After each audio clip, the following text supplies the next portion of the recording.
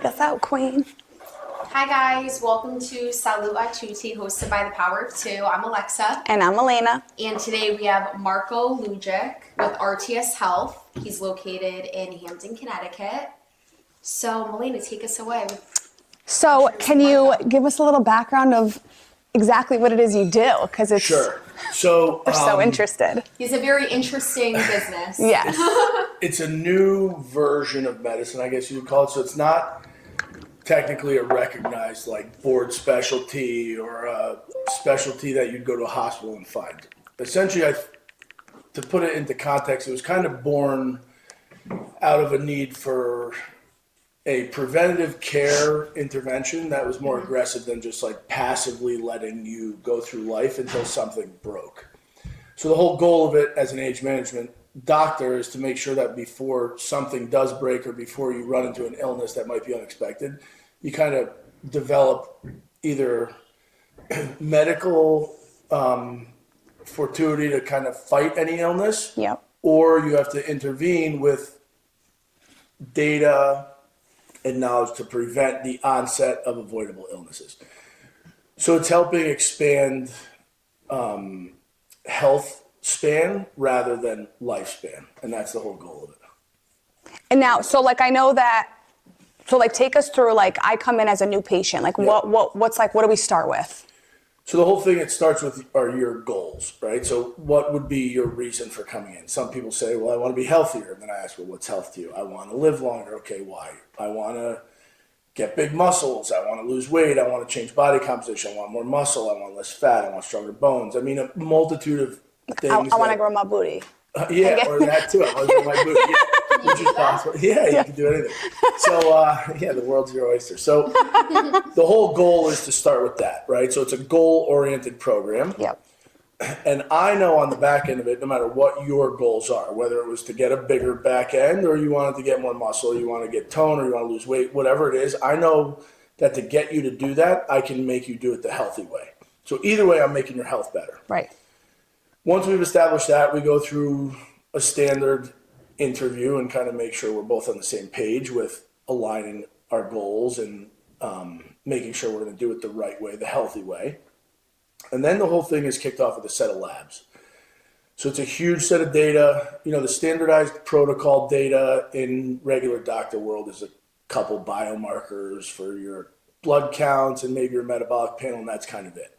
Very superficial look at your cholesterol.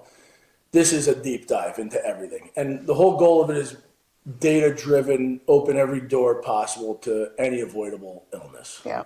And like cancer, like let's all say, of those like, things. We offer cancer screenings, lots of off-label therapies in terms of peptides, IV injectables, NAD, glutathione, vitamins, lots of different aspects and approaches to making you healthier. With that set of labs, you do a DEXA scan at the lab review. So that's a muscle mass, bone density, fat mass.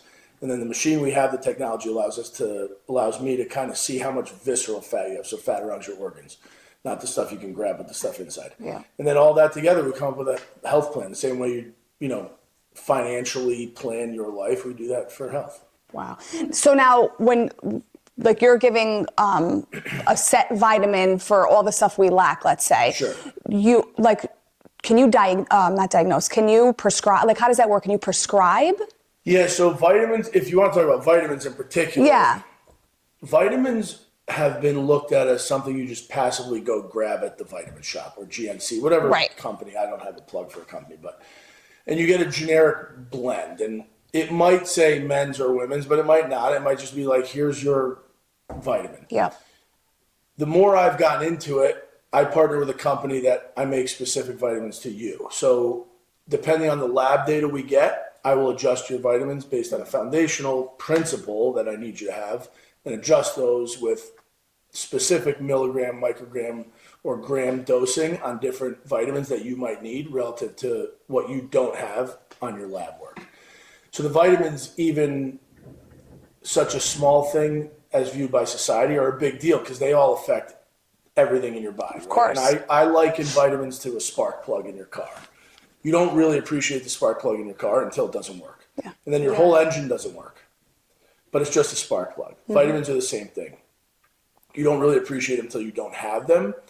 But a lot of anemias, a lot of bone issues, muscle issues, cognitive issues, nerve conduction, muscle strength, a lot of things are based on vitamin levels. So that in particular. And then all of the other meds are catered to this specific person and, dose adjusted based on lab data. Wow. That's so cool. So it's like legit like a science, really. Very, that is correct. And I think the best part for me is you guys come into a doctor's office regularly. You're at X age, you're a female, you kind of fit into this like algorithm. So here's how we're going to take care of you because you check these boxes. Yep. I don't really check any boxes when you walk in. You are who you are, right? And all of your medical care is dictated based on your individual data sets and your individual objectives and your individual subjective stuff you tell me. So at the end of the day, like there's nothing that's going to say, okay, you're a 23-year-old female, here's what I am going to do for you because I don't know really what you need. And everything you need might be different than what she needs or what I need. And that's how we adjust the planning. Wow. So when so somebody that wants like these hormone testosterone, let's say, Yep. like you can actually give that shot. Like, do you need like a medical license? Like, how does that work? Yes. So I was a general surgeon, trained standard protocol medical school. I did residency at Yale, then was a general surgeon. Wow, that's amazing. In Fairfield County. I was up at Hartford before I quit and now started doing this. So the hormones are prescription based. You need to be or have a license to prescribe them. Yeah. All of the hormone interventions I do are bioidentical, meaning like what I give you is exactly what your body would have made. So there's no need for you to ever metabolize it, break it down, build it up, chemically alter it for your body to use it. So the estrogen, testosterone, thyroid, progesterone, all of it would be exactly what your body would make on its own. But you need that in a prescriptive. But sometimes, like, because a lot of times we lack it, or we just don't produce it, or we don't produce enough. Is that? We could talk about it for a long time, but like, say for instance, women, you go through menopause. Yeah.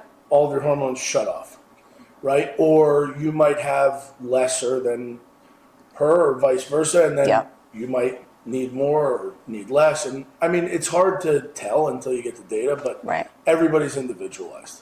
Wow. So now, how long were you a doctor? That's so amazing. So like you did surgery. Yeah, so I did surgery. So I finished residency the end of 2015. And from then on until the beginning of last year was an attending surgeon. Medical school ended in 2010. I started residency in 2010. So technically since 2010 till now I've been in some form of operative scenario. And what made you switch from being in that setting to now this setting? That's a good question. So the biggest thing that truly broke my desire to stay in that environment was I found myself in situations where I felt like I cared more about the person's health than the person sitting across from me. Mm-hmm. Like somebody would come in and need their gallbladder out. And I would be like, well, we can take that out, but let's talk about like your nutrition because you need your gallbladder out. It might be because of being overweight or poor diet. Or there's a lot of different reasons. How can we make those better? And they didn't really care. Or lots of times with hernia operations or other interventions, like I found myself wanting them to be better than they even wanted to be. Yeah. So that started it. The second thing was, corporate medicine, there's no true opportunity to really individualize the care. It's very programmed. Yes. Very algorithmic, very protocol driven, which is great if you are catering to the masses. So you take the average, you have a bell curve around the average, and you treat everybody kind of the same because that's how you do volume business, right? It's like McDonald's. Yeah. Why does each burger taste the same? It's McDonald's. Mm-hmm. Yeah. But like if you really want a good burger or a good piece of meat, you don't go to McDonald's. Correct. You go somewhere where you say, I want my ribeye, I want it medium rare with potatoes, no butter, and asparagus, right? And that's a chef that cooks it based depending on what you want. So that version of medicine, corporate entity-wise, I didn't really like. And then in all honesty, like I couldn't stand administrators and being pressured to do more volume, right? It wasn't like you're being a slouch. It's just more and more and more and more and more, which then dumbs down the patient experience. It might increase revenue. It might increase volume for the hospital, for the practitioner, but for the patient, it's terrible. So Right. I finally got to the point where I wanted to discover more preventative care, more of ways that I could help people who really want it. Right. Not are there because they Have to be there. But if you really want it and you want to seek it out, that's how I got myself into a position now that I can give you Actually offer the help an for that. item that's deliverable, that's I think of high quality. So interesting. It's so cool. Now, did you have to like do any more schooling for this field that you're in now? There's no like technical Term for schooling. What you do. It's more you gotta do a lot of personal research, and then there are groups now, age management medical groups like conferences and people publishing books and more information coming out about the field. But it's very self-directed learning. There's no like textbook here, read this and you know how to do this. And I gotta say, every single day, the coolest part of this version of medicine is like every day I'm doing it, I Learning learn more. something new. And every time I meet somebody, they usually offer a little something that's worth listening to. It's worth investigating, and everyone has a little twist on their take. Yep. Their Which kind of belief. leads you down new roads of reading. And, it's just such a new field that it's hard to really categorize it into a packet of material per se, like a course log. It's more you got to kind of seek out pieces of material to kind of piece together. That's so cool. So can you give us a breakdown of like how you ended up at the place you're at? So like how did you pick the gym that you are currently in? I grew up with Mike Ranfone, who's my business partner. We've known each other since 5th grade. Aw. And then he opened the gym probably, maybe 17, 18 years ago. Yeah, it's been Oh, wow. He's been around for a while. And his gym, he opened up against the grain too. It's not a box gym. It's not a standard like $9.99 a month. It's a semi-private. You get a program nutrition and weekly check-ins, and people are on top of you, and the gym's got trainers available all the time to help work with your programming. And I don't know, maybe the beginning of COVID, I went through my own little health transition, and me and him started talking, like, how can we incorporate medicine into the gym? Yeah. So I didn't see it at that point in time as being like a career change, but at first we were like, well, can we do some lab data for people at the gym and like maybe one off it on the side as a little consulting thing. And then the more I went and started learning about, 3.5 or so years ago, I was like, all right, I'm just going to build a foundation of knowledge and hopefully get to the point where I can enter into this world. Because you don't want to start taking care of people if you don't know what you're doing. Right. So I built that, and then we decided about a year ago, I was like, listen, I'm going to quit. Let's put the office in the gym. And the whole goal was, instead of a healthcare facility, as you know it now, is like a hospital or a primary care's office. Like true foundational health is exercise and nutrition. So how do we enhance that? Well, add a doctor into the mix. How do you enhance a doctor? Well, you add nutrition and exercise into the mix. Well, if we're in 2 separate geographic locations, it's kind of a pain in the ass. Like nobody wants to drive 8 different spots and meet. So what do we say? Well, let's put it under one roof. So the whole goal is the gym of the future. The true healthcare facility is a place where you can exercise, have your nutrition taken care of, and get your doctor who's into that world of preventative care. And that's how I ended up where I am. So then a year ago, I quit my job as a surgeon at the hospital and went full time. Wow, that's so awesome. So like inspiring too. Like, scary, but yeah, that's huge. I mean, that's a big jump. Yeah. Big pivot. And even like financially, like you were like letting go of. I didn't take a paycheck for 5 months, whatever, but it was well worth it. The interesting thing is, in the doctor world, everybody was like, "Oh, you're stupid. You want to be a business partner with a gym owner? Like you're too smart for that. And why would you not? All your schooling. Why would you waste your time?" Everybody in the social circle was like, "Well, you got to be an idiot to quit being a surgeon to go do something else. How do you know it's going to work or whatever?" But me and him had faith in the plan, and honestly, it couldn't have worked out any better. And I'm essentially trying to hire somebody now because I'm at almost capacity. Wow. Yeah. In a year. In a year. Yeah, Wow. the numbers are astounding. I mean, we have over 700 people in our roster. That's amazing. It's bananas. Wow. What would you say is like the biggest misconception with like aging, like that you hear from people? So I think the biggest thing is everyone goes for longevity, right? I just want to live a long time. Yeah. Now, you don't want to be on the totally other end where it's like, I'm only here for a good time, not for a long time, because then, that could backfire too. Yeah. But somewhere in the middle, right? So you want to live a long time, but you want to be healthy. And my whole goal, kind of my mantra is like, you got to be able to carry your brain around. And as long as you can carry your brain around successfully, you're doing all right. Meaning being mobile, being active, and having a brain that works. And I think health span is way more involved and way more important than pure lifespan.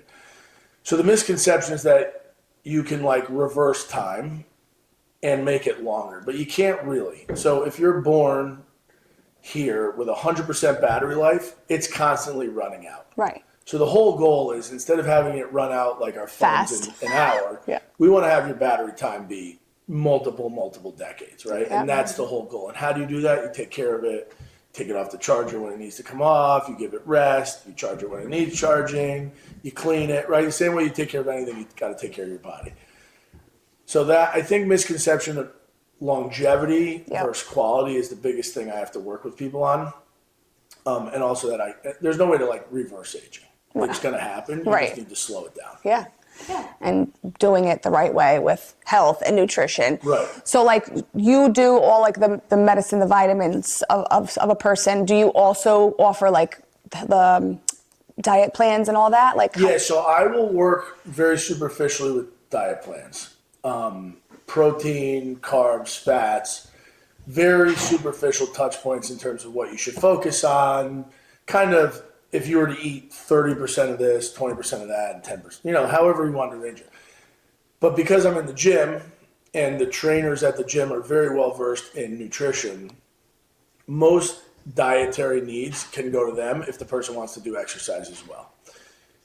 Independent of that, we have access to nutritionists, and I work with one relatively closely that it's an easy referral for very specific needs. People that might be diabetic and need a catered diet like that, gluten sensitive, gluten allergies, dairy allergies, the whole lactose, and then different people's desires to fit into their needs, right? And I can give you very broad stroke superficial, but that's always a little outside my professional in terms of what I can give you in terms of time. So then I transfer that to someone else to help. Got it. Now, I know like Lex and I, we both like struggle with like an ADD, with like focus and staying, focused. I know that, I know she just recently went and you had a scan of your brain. Yeah. So it was at neuropsychology in Cheshire. Yeah. They like hook you up to like a camera and then you sit and you're doing like a computer test. Sure. And they follow, your attention span, I guess, throughout like the time of the test. So when I got my results, I met with the psychologist and she was looking at my scan. She's like, I don't even know how you like got through school, to be honest with you. But you did. But I did. But and she was very smart, like very good at school. I was always good at school, but I feel like when I grew up, if you weren't a behavior issue, they didn't think anything was wrong with you. But like now really playing back, like in elementary school, middle school, like I always became like my teacher's best friend and like I would run errands for them, like in the school. Because I genuinely, now that I really look back, like I really couldn't sit still. Like I didn't disrupt others around me, but internally, like I feel like I couldn't fully focus. Sure. But I was always good at school. So I feel like I just kind of went under the cracks. No one thought anything of it. But I feel like it's hard to navigate as I've gotten older because I really can't, like if I'm not engaged in something, if I'm not interested, like I genuinely can't focus on it. Yeah. And both of my sisters got tested for it and they're older than me. And they were telling me their symptoms and I was like, wow, like I think we all really have it. So then we all got tested for it. But both of them went on like I think Vyvanse and they said they feel like their lives suddenly got changed. Really? Yeah. Yeah, ADD and ADHD are an interesting group of diseases in It terms really of, is, and I try to do more research on it because I'm not trying to. I don't really like medicine, Sure. so I'm not trying to be stuck on something now, and now I'm dependent on something. But what's your Yeah, thought so on that? philosophically, medical dependence on something like that, if it's beneficial to your outcome in terms of day-to-day Yeah. functioning, is not a problem. Okay. And I say that because a menopausal woman or andropausal men, I tell them, listen, you should take hormones for the rest of your life because, like, you need it. them. Yeah. Yeah. And they're like, well, I don't want to be stuck on anything forever. But it's like, well, you want to be stuck on something that helps you. Right. In terms of ADD, ADHD diagnosis, I think, you're in that age group, probably one generation out of now, an easier diagnosis to be made because it's more recognizable. But as a kid, you're right. If you're not a behavioral issue, like throwing, Cheers No, at I'm people. not Stuff even at kidding. people, yeah, There you're used just to be kinda- kids who were like Yeah. problems, like But then they were they got doing the this. attention of it. Yes. Right. And it's tough because Yeah. you were just taught to deal with it. Yeah. And probably more so Yeah. even as a female because, like, it's harder as a woman at any age Mm-hmm. to kind of get attention medically. It's just how the world works. I know. unfortunately, Which is part of my reason to do what I do. But Yeah. that's No, a side it's note. really true. And I would say, if you were diagnosed and you feel the symptoms as they Yeah. are, it wouldn't be the worst day, for you to try and see if the Yeah. med I helps think you. I'm definitely gonna try it. But what else was I gonna say? But I think in college too, like that's when I really noticed it. Yeah, yeah. Like Well, you had free time not to focus. Yes. Right. Yeah, college I really noticed it. I couldn't really bring myself, even sitting through class in college, like it was really painful for Yeah, me. yeah.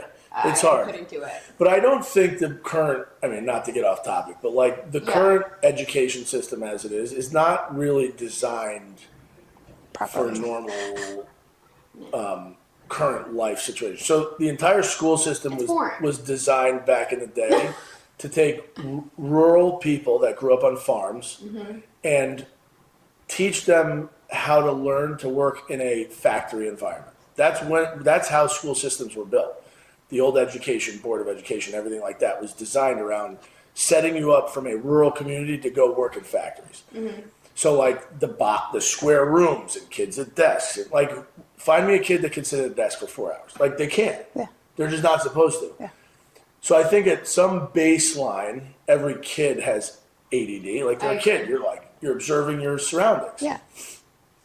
So then to sift through those and truly find the ones that are like incapable of focusing is an almost impossible task because we're really not designed to sit and learn from a board. So you can easily slip through the cracks and not get found. And in college, it's never going to be exposed because there's nobody one-on-one with you. No. Kind of ever. You're just on your own with a TA or a professor who doesn't know who you are, a class of 100 people. And, you just kind of walk your way through the day. Mm-hmm. And then an adult now you recognize it because you Like, might have oh. tasks you need Yeah. to focus on that it's difficult. Yeah, I'll procrastinate the simplest things. Like even just in my like personal life, like I have to go pick up a prescription. Yeah. Or like something so simple and so dumb. Yeah. Like it literally takes me Wait till. like days to do it. Yeah, yeah. And it's so like crazy to me. And that is ADD. Yeah, it's like crazy. Yeah, you might want to try it. Now the brain scan, it's interesting because I have a thing called a wavy brain scan, WAVI, and it's a helmet we put on our people. It's like a little contraption that has these electrodes, and we give stimulation from a computer screen, visual or audio, and then relate it to brain frequency, electrical gradients, or response to a click. Tracking, and then you come up with a grade or a score, and it helps in diagnosing ADD as well. That's pretty much what I did. I remember I was clicking and then Yeah. It's a stimulation test Yeah. and how well Yeah. you can focus, and it's pretty damn good Spot at on. diagnosing. Yeah, because I've also had the opposite now. So I've had people with diagnosed ADD, ADHD, not on meds, take the test, and they're actually not. They're just, there are some people that just can't focus because they're just a little bit fiery. You know what I mean? Right. They can't sit and focus. But then there's true ADD where it's Yeah. like I am incapable of it. Right. my chart was like, Yeah, no. I mean, if you got it, you got it, right? yeah. But you made it this far, which is pretty good. I know. But she said like I guess really high functioning people, you just navigate life through it. Yeah. And she's like, I don't honestly know how you got through school. Yeah. I was like, really? But in a way, I felt like validated with how I was feeling because even my mom, she's like, "You have ADD." Yeah, well, right. The old The school. old Italians, Yeah, they're like, just sit out and work. Yeah, "Look, just what's figure it wrong out. with You You don't have ADD. You're great at school. You were always behaved." I'm like, that's not. Right. Yeah. So I mean, I don't deal with a ton of ADD in terms of just that, but adult ADD is definitely something I encounter a lot because a lot of people will mix it with like brain fog, Yeah. memory lapse, cognition issues. I feel like that's That's mine. Yeah. Thing. Yeah, and then we get in the onto the wavy brain scan, and we actually see it's like an ADD type picture and not just brain fog, Brain fog. which are two totally separate things, right? Like Yeah. brain fog is you were here and now you're declining. This is just a little bit more scatterbrained. Yeah. Yeah, that's like mine. Like I will, be like, okay, if I don't write something down, I literally will Forget for it. everything. Yeah, like, yeah. and I'm so type A, like I'm so OCD, I'm so anal. I have to write everything down. So like now that, like I feel like I like hit 33 and I'm like, oh my God, I'm like, What the hell's happening? yeah, like I'm like, where is my brain? Like, Until 45. oh my God, it's like I'm so scared. I'm like, what is going on? But that's like one thing that like really freaks me out. I'm like, yeah. this was never me. No, brain Like, cognition issues are a big deal. Like you never really want to lose your brain. yeah, That's it. If you don't That's have your it. brain, That's it. you're a And- vegetable. And that's why I always say, like, you want to make your body strong enough to support your brain to carry it around for long enough, Yeah. but you want to make sure your brain doesn't ever lose the ability to function. And that's kind of the whole point of this in general, Yeah. actually. This is awesome. I definitely want to come in. no, I know. I've And been. listen, everybody's been saying welcome. it. And really, the other interesting thing is there's no like wrong age. I get a lot of people in their 20s. Like you said, you're 23, right? Yeah. And you're 33. 33. So if the perfect age, sure, is like say 40, Yeah. 45-ish, male or female. But there's no bad age because Yeah. like if I get a huge set of data on you right now, we might not have to act on anything Yeah. aggressively. But at least I know I have a Yeah. huge set of data now, and if we did that every year, when things start To decline. we'll know. You have a chart and you're like, Right. all right, I know what the Like deal you would is. never take your car and just drive it till the oil ran completely Yeah. out, and then once your engine breaks, be like, oh well, we should fix the oil. No, you maintain it. Yeah, that's a great analogy though, and I think too with like the anemia stuff, like my recent blood work. Yeah. I think I'm really interested to see And what the deal is. there are really, really good doctors in the system. I never want to ever have anybody think that I'm saying the medical system's bad. Right. No, yeah, we know They do what they Yeah. need to do, Yeah. right? But there are also times where like anemia or thalassemias or these diagnoses are given and there's so much more behind it and so much more can be done beyond the stereotypical like wait till it becomes a worse issue or Right. just here's a pill. Yeah. There's so much more stuff that can happen. Yeah. And that's kind of where I live, right? So it's so hard to just blanket statement, oh, well, you have A disease, you need B pill.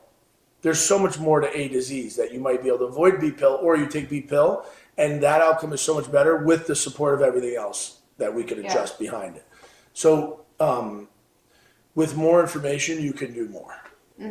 Now, like the whole hormone replacement, can you like explain to me a little bit, like really what is it? Like, so you see what I'm lacking? Yeah, And so then- here's how I would look at hormones.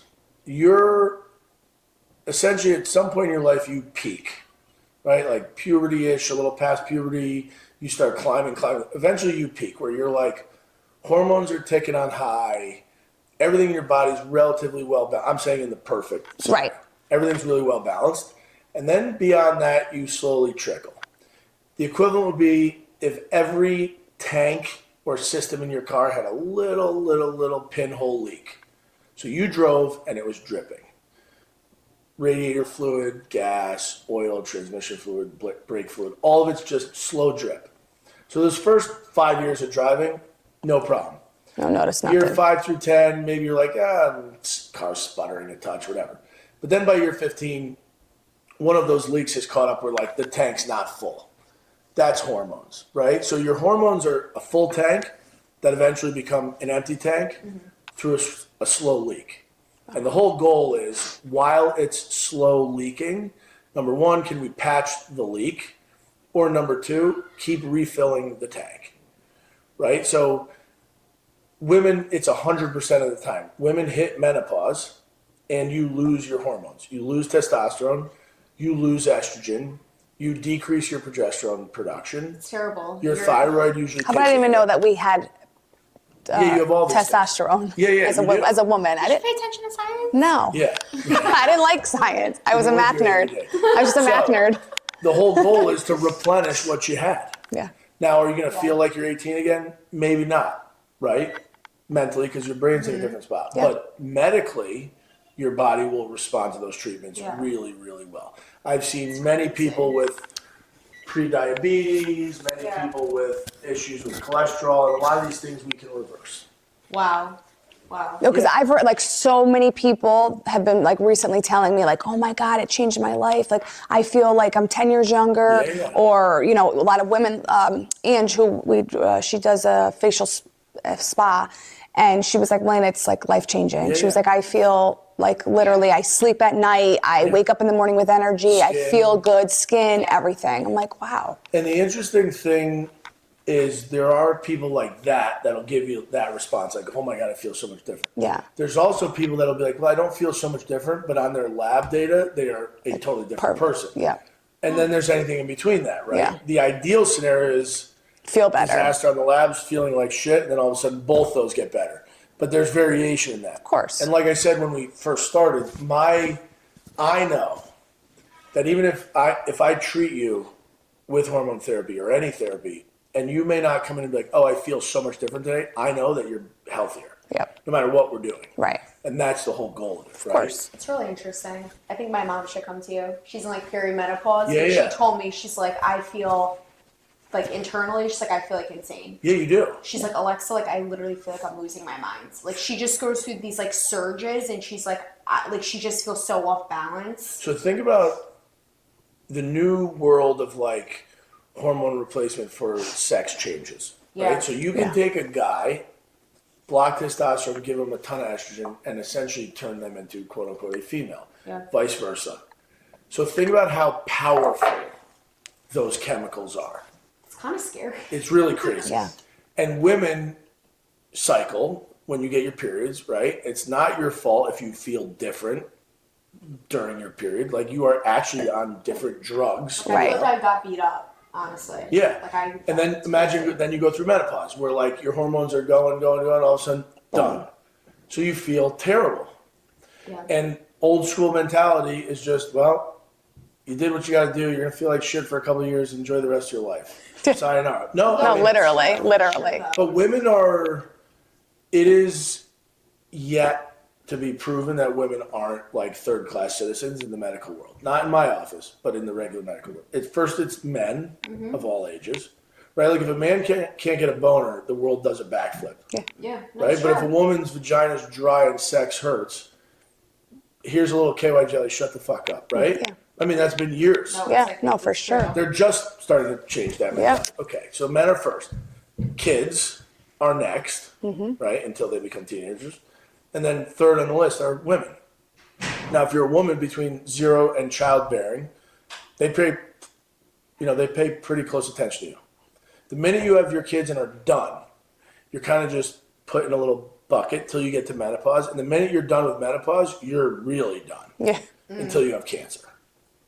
Right? And then they just wait for you to have cancer and then they operate. So women's healthcare is not so good across the board. And you guys are very complicated machines.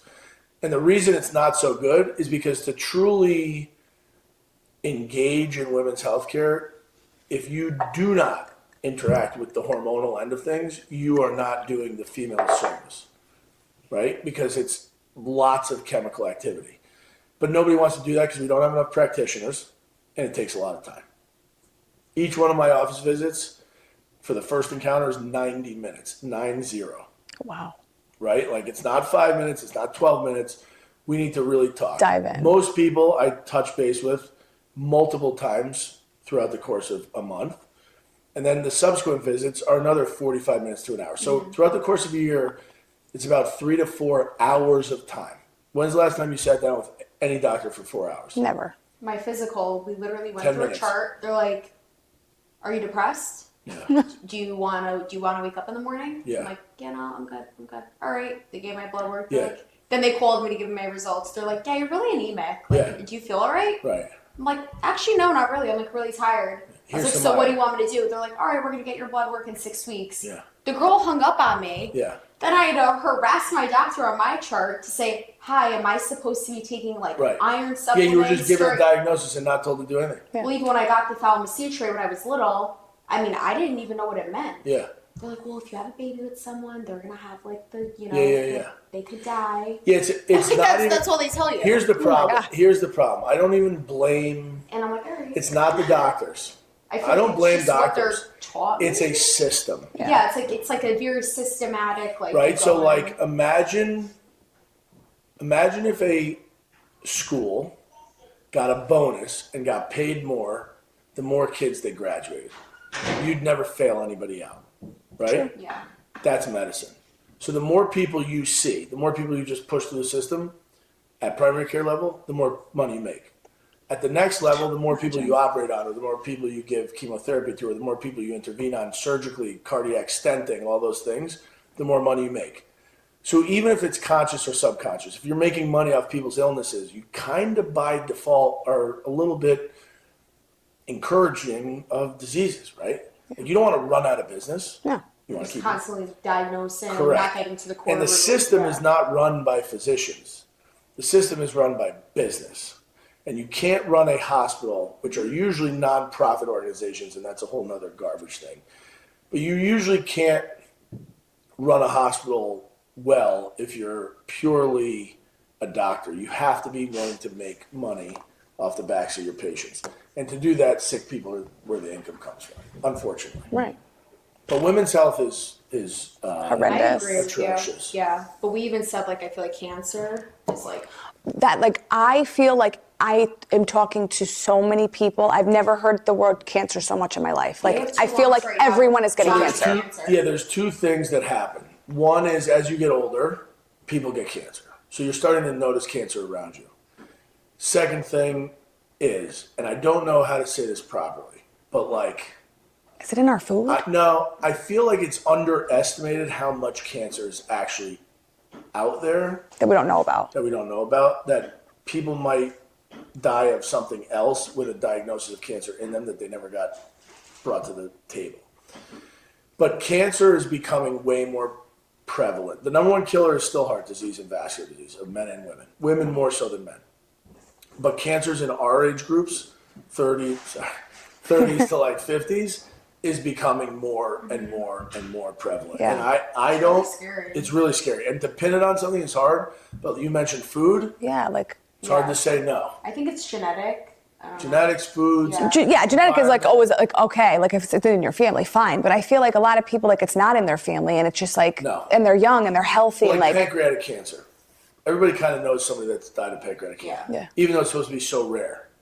Right? But it's Yeah. not Yeah. that rare. I have a very, I don't know, I just think the system with cancer is insane. I have an aunt right now, she's the BRCA gene, she has ovarian cancer, and her daughter is in the medical field and like really is in there like with her treatments. Like thank God my aunt has her, because if you're not really in the medical field, like even No. how they present a lot of her results to her, it's just so like cold. it's so cold. Like they'll send it to her on my chart. Yeah. They're like, yeah, the chemo's not working, Carol. Like, you know, I'm like Right. what? Like you're giving someone basically a sentence that Over an email. this is your results on a chart over like an It's email. like a text breakup. Yeah, And literally. I can't imagine how that feels, honestly. To Yeah. like get results like that, like over like an app. Like, Yeah. I think it's terrible. Well, we need two things. Either you go find a doctor that's doing more Above and beyond. one-on-one type of interactions, or you just need to accept that you are another customer. Yeah. That's it. I agree. And if you go to a doctor whose practice is built on insurance payments, whose practice is attached to a hospital, you're a number. Whether they want to, they may not even know it themselves, but in order for them to survive, they have to just pump people through the system. Oh yeah. Right? Yeah. And that's how it works. It's not the fault of the practitioner, the patient, it is the system. It's the way it's set up. Yeah. Like, I know at Hartford Healthcare and Yale, if you're in primary care, you have to see a minimum amount of people per day. So like, what if you do bump into the person that wants to talk and wants to cry or wants to laugh or wants to like get to know you because you're actually going to be taking care of them potentially for the next 25, 30 years of their life. You don't have the time because you have to see your 15 or 20 people.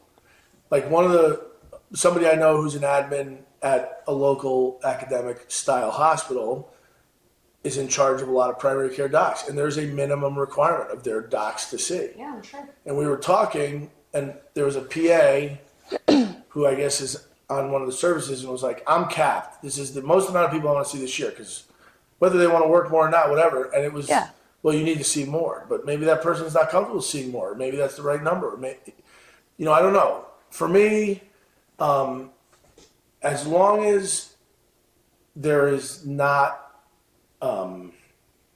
as long as the medical industry is not run by doctors, I don't think that it'll change, right? If it's actually run by a physician who has the right mindset of health care, it could potentially change.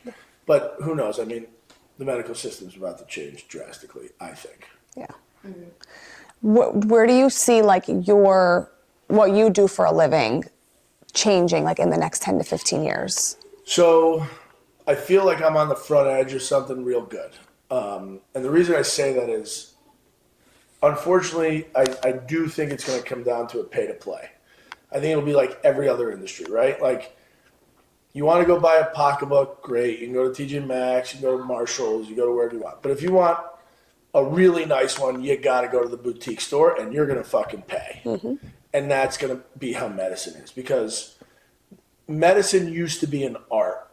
And the art of medicine is only learned if you interact with patients extensively. And the only way I can artistically take care of you is if I know you guys really well. And the only way I know you guys really well is if I spend time with you. Yeah. So if you pay for that time for that doctor to spend with you, you will get high quality healthcare. Mm-hmm.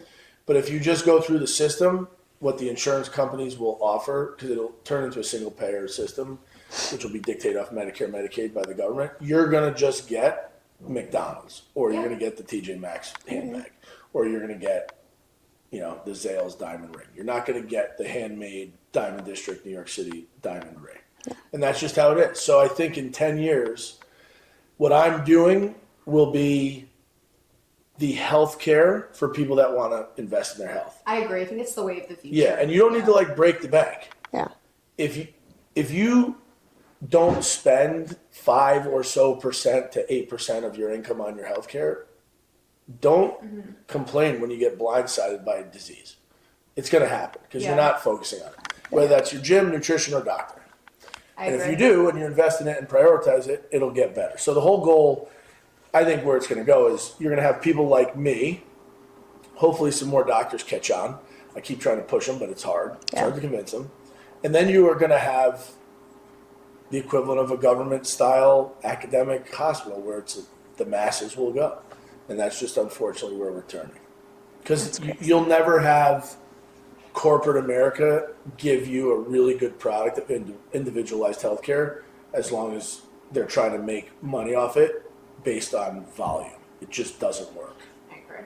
And because the stuff that you are giving, so if someone comes to you, they can't use their insurance. It's all out of pocket expense. Right. Okay. And the reason it is because it's technically off-label use because everyone's kind of in a normal range. Right. You're between 0 and 80, you might die. Great, you're in a normal range, right? That's how they look at it. Right. So every lab data you can probably find in a range.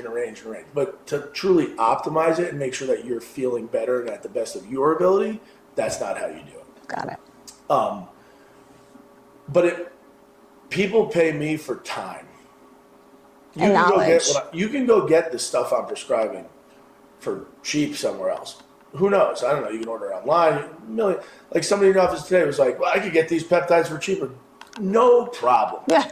Because the do-it-yourself medical world has really proven to be really bad. right? Yeah. Look around. Yeah. there's obesity, and the same person that said that to me God, is I know. like mentally a disaster, Yeah. has had a heart attack. So like, you know what? No problem. You know what you're doing. Yeah. Go buy Right. those. But if you want to pay someone to actually manage it, great. Like this house, I'm sure I could get some wood, some sheetrock, and maybe some molding, and like try to figure out how to like make a house. Am I gonna be really good at it? No. Should I do it myself? Probably not. Should I pay a professional? No doubt. Yeah. Same Yeah. thing with healthcare. So like, when somebody sits across from me and says, "I'm a really good biohacker," in my mind, that doesn't mean they're smart at biohacking. That means they're literally hacking. It's a hack job. They are doing a hack job of healthcare because they don't know what they're doing. Google is not the place to go learn how to take care of yourself, right? Yeah. And 99% of them really don't know the science behind what they're doing. They're just reading marketing labels. Yeah. It's like me reading the headlines of the news and telling you I know about the world news. I don't. Right. I know the headlines. Yeah, that's true. So, you know, I think I do, to come full circle, I do think in terms of where everything is going, I think if you're willing to invest in it and pay somebody to really take their time, because it takes time, Yeah. you can get a really good thing out of it. So to answer your question, I think it's the time given to learn you, Yeah. what you specifically need, your goals, and then use that in conjunction with the data to come up with the plan that gets you to your goal, but also maintains your health the whole way. Yeah. And then when someone comes to you, is it like you're locked in for like a year? Is like you're their point person, or like how does that work Yeah, in terms so- of like pricing or like packages? Like Right. how does that all work? So there's an investment upfront fee to sign up. You get everything, your labs, your DEXA scan. Then there's a monthly fee. I don't require any year contract or anything. I ask for a year. The only requirement is essentially 90-day cancellation. And that's it. But aside from that, you can come and go as much as you please. But the whole goal is to build a reputation with somebody. I want it to be old school where, like, say I start taking care of either one of you. Mm-hmm. In 25 years from now, I don't even have to think about what we do next, right? Because we've been working together for so long. Yeah. It's like raising your kid. Yeah. Like, you're going to know what your child wants to eat Yeah. for breakfast tomorrow because they've Yeah. been doing it for the past 5 years. Yeah. So, like, I know if you call me, we can alter something or change something or adjust something because I've known you now for 20 years and we've built that rapport and we spent the time together. So you want to have that relationship, which part of the reason why myself and Mike really wanted this model is because you can develop that relationship here. Right. You can't at a hospital.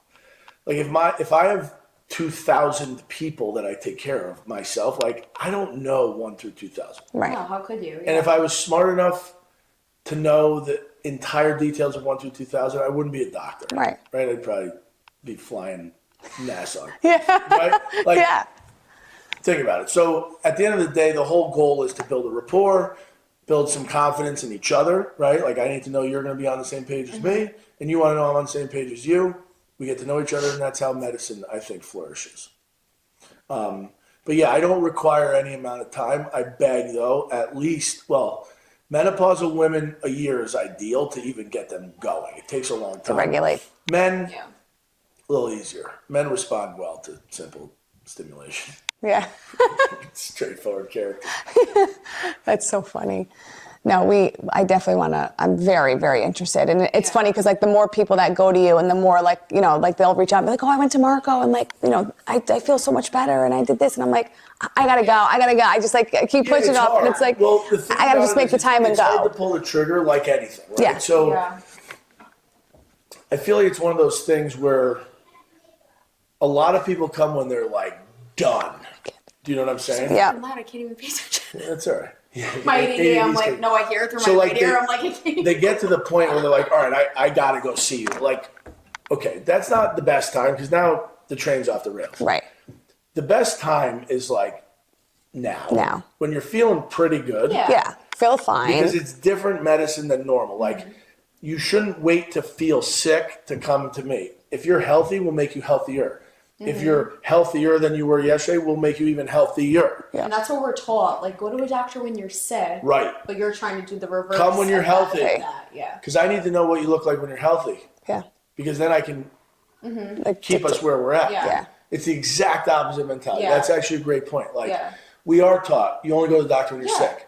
Like, So I'm it like, sucks. oh my God, Yeah, I'm that's so not sick. fun. Who wants No. to see the person when you're sick? You're at your worst point. Yeah. I want to see you when you're at your best, because then when you're at your worst, I know who I'm dealing with, and we can get you back to feeling good. Right. I agree.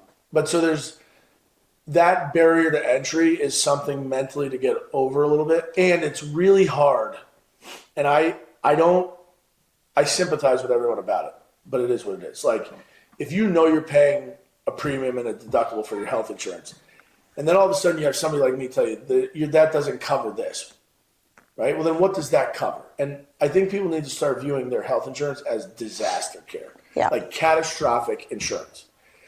Once you look at it like that, and you realize the same amount of money that you might spend against a deductible for catastrophic care, if you invest a little bit of that into preventative care, you'll never need the catastrophic care, right? Yeah, I think that's a great That's the whole point. Yeah. And I would love, I mean, my dream, I don't know exactly how to execute it, would be down the road to have a business model where like the equivalent of your deductible was put into a kitty for preventative care, and we paid against your deductible as almost a guarantee. Yeah. But in the interim, we held that deductible for, getting you preventatively healthy. Yeah. And that's a that great should be plan. that would be, if insurance companies ran their shit the right way, that would be the way they should do it. Yeah. Do you believe that like stress is a major factor in someone's health? Huge. And it is completely not quantifiable, right? Like there's no way for you or either one of you right now to say, I'm stressed, and me be like, okay, let me take a reading of your whatever. Like, Right. It's impossible. Right. Because if I say boo, or Yeah. say someone breaks in this house right now, all three of us are going to have like an oh fuck Firefight, moment. yeah. Yeah. But it might be different in all of us. Like, Right. you might go, okay, right? Like, I might start crying. You might start fighting. Like, we don't know. Yeah. So it's not In that really moment. like the true stress is hard to put into a category. Yeah. But does it affect people? Terribly. I mean, proof is in the pudding. Like, if you see a friend, say you saw each other today, Yeah. and in 5 years you haven't seen each other since today, but like you had a family member die, you had something tragic happen, or vice versa, you had something really good happen, you had something tragic, like you're gonna look like different people. Oh, yeah. We True. wear the stress on our I skin. agree. Yeah. Like, you can walk down the street and be like, that person's living a really stressed life. Yeah. It's pretty obvious. No, for sure. Independent of income, independent of anything else. Like, stress is stress. The richest people in the world are some of the most stressed out, right? So at the end of the day, stress will play a huge role. Now, data-driven, cortisol, amphetamine releases in. So the hormones related to stress not being quantifiable, such as cortisol, even estrogen, testosterone, thyroid, all of these things are affected by stress, right? And stress releases in your body that fight or flight response. Whereas if somebody did break in here, we'd all have some emotional response to that. Well, you have an emotional response to any stress in your life, whatever it might be, work, home, kids, parent. I mean, who knows? Right. But it, without a doubt, negatively impacts your health. More even so if you lose sleep over it, right? Because sleep is a huge deal. Even so much to the point where sleep can make people diabetic if you don't sleep enough. It's crazy. Like, real metabolic changes. Oh, I wonder if like that's why like my dad is diabetic because Is- he does not sleep, but he eats like really good. Yeah. My dad is an owl, does not sleep. Yeah, and it's interesting because they took. He's like very low diabetic, Yeah. like very low, but still, it's like Is he big? he's a bigger guy. Yeah.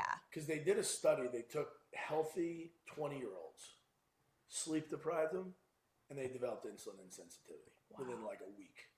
Wow. Yeah, it's crazy. Like, if I don't sleep, I can't function. No. I need 8 hours of sleep Yeah. or I will not And function. here's the other interesting thing about that statement: women, it has been proven, need more sleep. I feel like we pass out. Like, it'll be nice. See, I fall asleep without a problem, but I wake up every hour on the hour. Really, thinking about. Not really anything. Like I have like I feel like right now I really don't have like much stress. Like I would say like 6 months ago I had a lot of stress, but like now it's like I don't wake up thinking about anything. My body just wakes up, Yeah. and I'm like, what the hell? And then I'm like scrolling to like try to get myself tired again. But it's always. Like, Yeah. I used to wake up every single night at 3:33. Every So you single probably, night. well, if you woke up at 3:30-ish, that's actually a big cortisol response. So like you get a spike in cortisol, you wake up. So that's probably when your body was saying, open up the eyes, good or bad, but it very well could have been a stress response to whatever was going on in your life. But stress is a real thing. Yeah. There's no question about it. I mean, sleep deprivation, hormonal induced stress responses, metabolic syndromes, all of it. Is there something that, like, because I feel like this might sound stupid, but like that, like I randomly crave sugar, like So, severely. Yeah, carbohydrate craving. No, that's actually a real. I crave it every day. Yeah. I eat sugar. It's a real thing. Do you crave salt or just sugar? Both.